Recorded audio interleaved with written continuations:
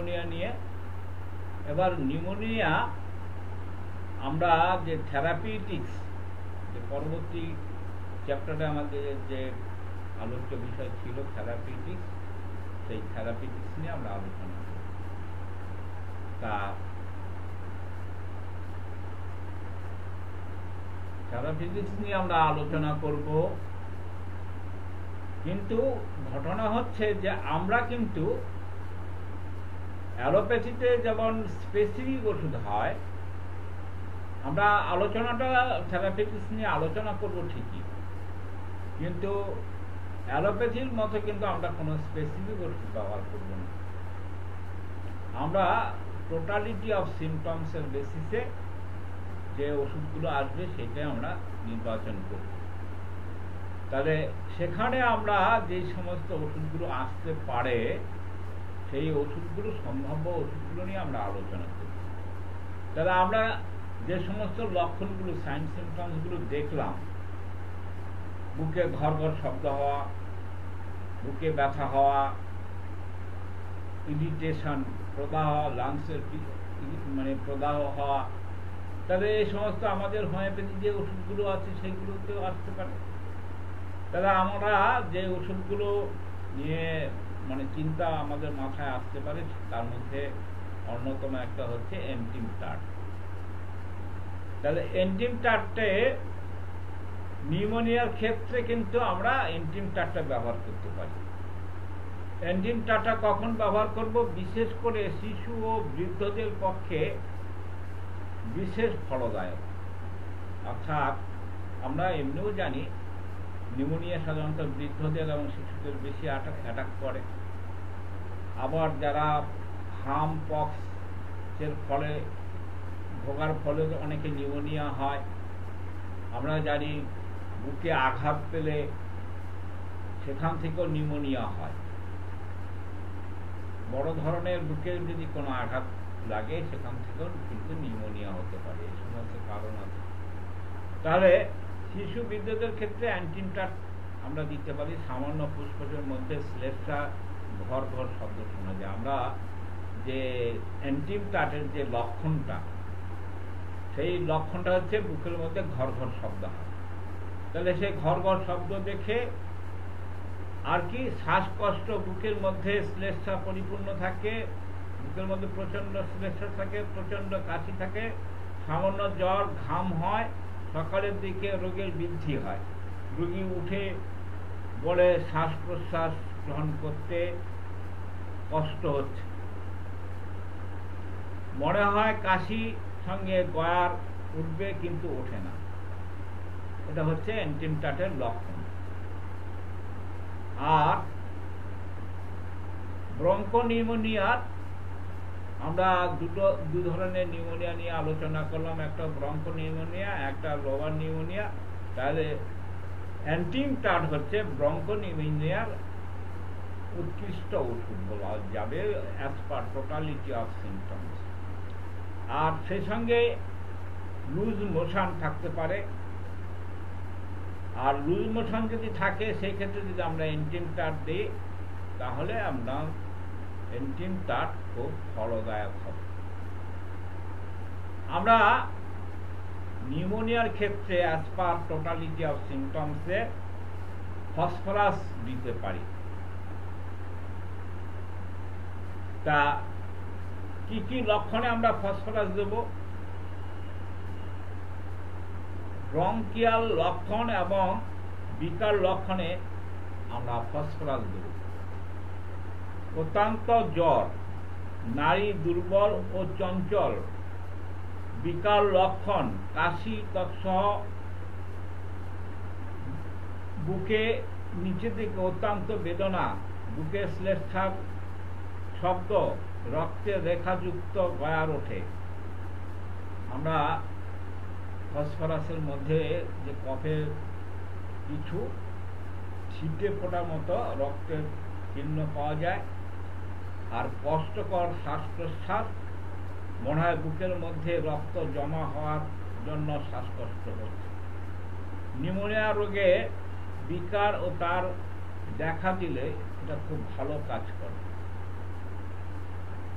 আর dry নেওয়ার পরে যদি আমরা ড্রাই নিয়েও নিউমোনিয়ার একটা ভালো ওষুধ as per totality of symptoms, তাহলে ড্রাই নেওয়ার পরে ফসফরাস দিলে খুব ভালো ফল পাওয়া যায়।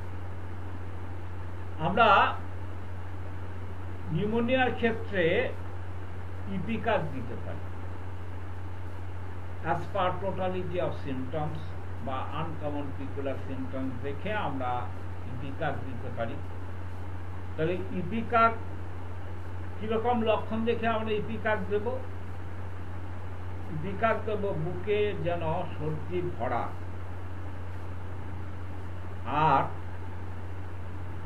গলার মধ্যে সাই সাই ঘর ঘর শব্দ করবে, ঘন ঘন আক্ষেপিক কাশি, যাকে আমরা স্পাজমেটিক কাফ বলি, সর্দি সহজে উঠতে চায় না, বমি হয়। আমরা ইপিকাকের একটা রেড লাইন সিমটমস, সেটা আমরা জানি যে ইপিকাকে আমরা সাধারণত কি জন্য ব্যবহার করি? বমি বা বমি বমি ভাব, নসিয়ান ভমিটিং এর ক্ষেত্রে আমরা ইপিকাক দিই। তাহলে এই নিউমোনিয়ার ক্ষেত্রে যদি নসিয়ান ভমিটিং থাকে, ভমিটিং লক্ষণ যদি থাকে, তাহলে আমরা ইপিকাকটা দেব। শিশু কান্না করতে করতে ক্লান্ত হয়ে পড়ে, আর কি মুখ নীলবর্ণ দেখা যায়, যেটা আমরা নীলবর্ণর কথা এর আগেও আলোচনা করলাম, তো সেই লক্ষণটা কিন্তু আমাদের ইপিকাকের মধ্যে আছে। বমির সঙ্গে সর্দি বের হয়, যে বমিটা হয় বমির সঙ্গে কফ টফ থাকে, এই সমস্ত লক্ষণ দেখে আমরা ইপিকাক করি। তাহলে আনকমন পিকুলার সিমটমস একটা কি পেলাম ইপিকাকের মধ্যে? শরীর নীল বর্ণ হয়, যেটা আমরা নীল ব্যাধি বললাম যে নিউমোনিয়া আলোচনার সময়, যেটা আমরা নীল ব্যাধি বললাম, সেই ব্যাধির ক্ষেত্রে নীলবর্ণ হলে ইপিকাকের কথা আমরা চিন্তা করতে পারি। আমরা নিউমোনিয়ার ক্ষেত্রে আরেকটি ওষুধ দিতে পারি স্যাঙ্গুইনেরিয়া। স্যাঙ্গুইনেরিয়া কখন দেব?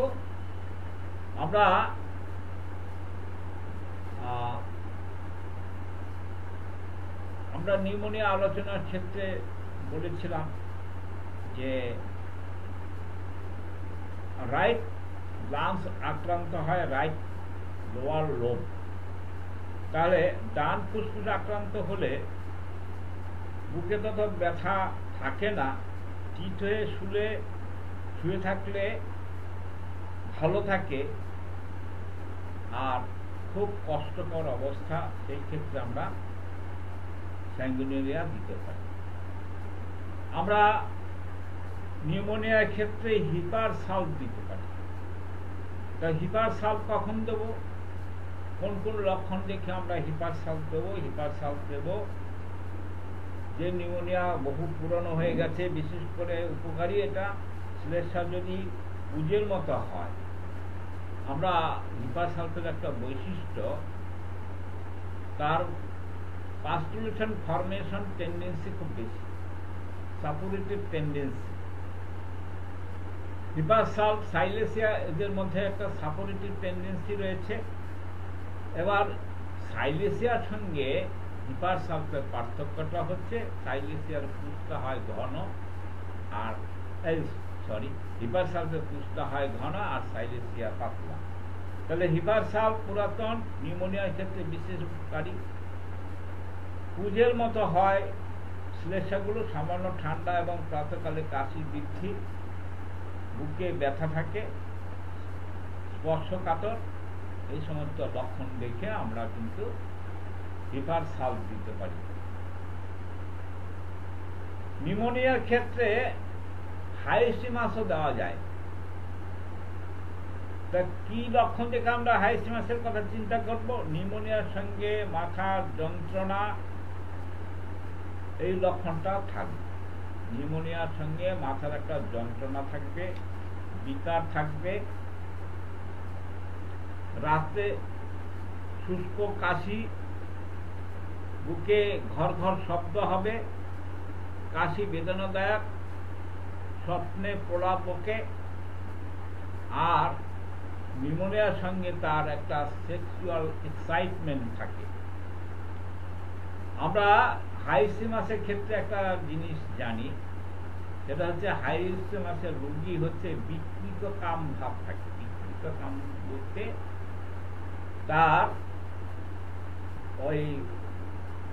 তার একটা পিকুলার সিমটমস, সেটা হচ্ছে লুকিয়ে লুকিয়ে মানে অপোজিট সেক্সের যে গোপন অঙ্গ বা জেনিটাল পার্ট দেখার তার একটা প্রবণতা থাকে। তার মানে তার মধ্যে হাইসিমাসের মধ্যে একটা টেন্ডেন্সি হচ্ছে, হাইসিমাসের রোগী প্রচন্ড কামুক, যাকে আমরা আমাদের মেডিকেলের ভাষায় বলি নিম্ফোমেনিয়া। নিম্ফোমেনিয়া বলতে কাম উন্মাদ। কাম উন্মাদের ক্ষেত্রে আমরা হাইসিমাসের কথা চিন্তা করতে পারি। আর হাইসিমাসের আর একটা uncommon peculiar red line symptom, সেটা হচ্ছে সে মনে করে তাকে খাবারের সঙ্গে কেউ বিষ দিচ্ছে। তাই এই সমস্ত লক্ষণ যেখানে পাবো সেখানে আমরা হাইসিমাসের কথা চিন্তা করব নিউমোনিয়ার ক্ষেত্রে। নিউমোনিয়ার ক্ষেত্রে আমরা আর্সেনিক অ্যালবাম দিতে পারি। তাহলে আর্সেনিক অ্যালবামের লক্ষণটা কি হবে?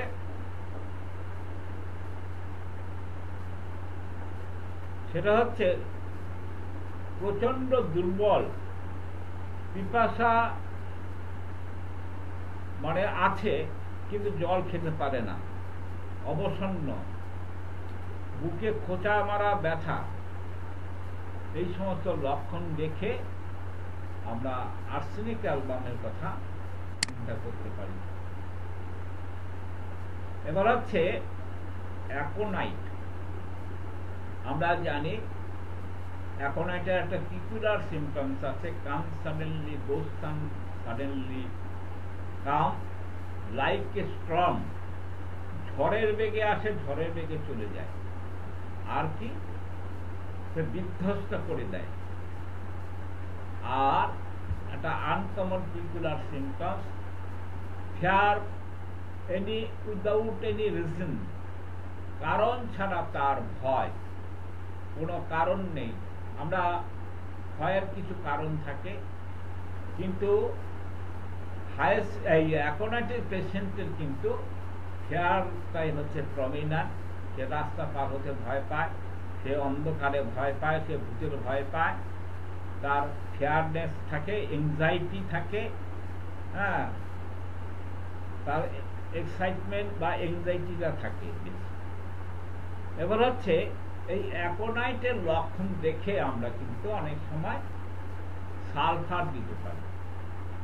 অ্যাকোনাইটের লক্ষণ দেখে যখন দেখবো অ্যাকোনাইট হচ্ছে অ্যাকুইট ফেজে হচ্ছে অ্যাকোনাইট, আর অ্যাকোনাইটের ক্রনিক ফেজে হচ্ছে সালফার। তাহলে অ্যাকোনাইট দেওয়ার পরে সামান্য একটু কাজ করার পরে যদি আরো ইমপ্রুভ না হয়, তখন আমরা কিন্তু সালফার দেব। হেমামেলিসও কিন্তু আমাদের নিউমোনিয়ার ক্ষেত্রে ভালো কাজ করে। কি কি লক্ষণ দেখে আমরা হেমামেলিস দেব? তা কাশির সঙ্গে যদি কালসে রক্ত পড়ে, চাপ চাপ রক্ত যদি পড়ে, এই সমস্ত লক্ষণ থাকলে আমরা হেমামেলিস দেব। আমরা এর আগে বললাম যে সালফার আমরা দিতে পারি। তা ফুসফুসে সকল স্থানে শ্লেষ্মার ঘর ঘর শব্দ হতে পারে, মাথা জ্বালা থাকবে, রোগী ঠান্ডা লাগাতে চায়, স্নান করলে তার কমপ্লেনগুলো বেড়ে যায়। এই সমস্ত লক্ষণ যদি দেখা যায় তাহলে আমরা সেখানে সালফার। এবার হচ্ছে লোবার নিউমোনিয়ার ক্ষেত্রে আমরা কোন কোন ওষুধগুলো সিলেক্ট করতে পারি। আমরা লোয়ার নিউমোনিয়ার ক্ষেত্রে যদি তরুণ অবস্থায় প্রাথমিক পর্যায়ে হয় তখন আমরা অ্যাকোনাইট দেব। ফুসফুস আক্রান্ত হলে ব্রাইনিয়া দেব। বায়ুনলী অর্থাৎ আমাদের এয়ার প্যাসেজ যদি আক্রান্ত হয় তাহলে এন্টিমটার দেব।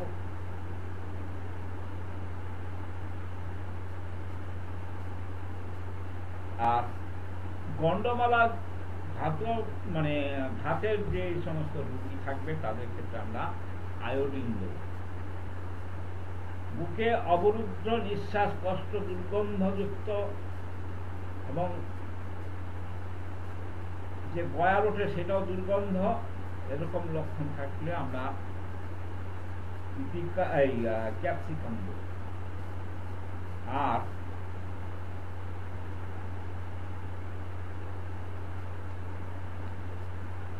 এছাড়া আমরা ইউক্যালিপটাস বলে আমাদের একটা হোমিওপ্যাথিক ওষুধ আছে। আপনারা জানেন ইউক্যালিপটাস একটা গাছ, সেই গাছের পাতা থেকে যে তেল তৈরি হয় সেটা ইউক্যালিপটাস অয়েল। আর এটা আমাদের হোমিওপ্যাথিক ক্ষেত্রে সর্দি কাশি জ্বরের একটা ভালো ওষুধ। নাক দিয়ে জল পড়ে পাতলা জলের মতো, এটা হচ্ছে বৃদ্ধদের ক্ষেত্রে খুব ভালো কাজ করে এবং যাদের একটু টান ভাব আছে ইউক্যালিপটাস আমরা দিতে পারি। বালসাম পেরু বলে একটা হোমিওপ্যাথিক ওষুধ আছে, সেটা আমরা নিউমোনিয়া, ব্রঙ্কাইটিস, টিবি এই সমস্ত ক্ষেত্রে আমরা দিতে পারি।